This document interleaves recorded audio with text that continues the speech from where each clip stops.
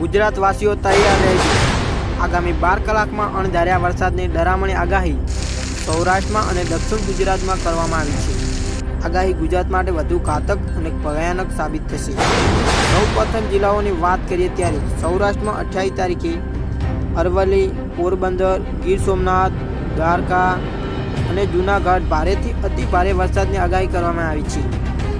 ત્યાર પછી દક્ષિણ ગુજરાતમાં 29 તારીખે આગાહી કરવામાં આવી છે, જેમાં સુરત, વડોદરા, વલસાડ, નર્મદા, ડાંગ, તાપી અને વાપી ડરામણી આગાહી કરવામાં આવી છે।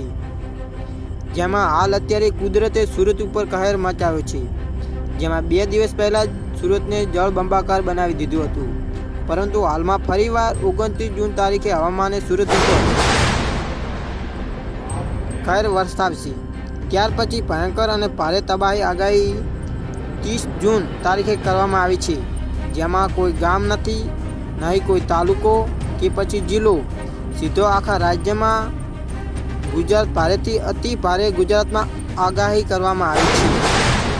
30 જૂન આખા આપણા ગુજરાતને વરસાદ ગમરોળશે, જેથી કરીને હવામાન વિભાગે આગાહી અનુસાર સાવચેતી રાખવી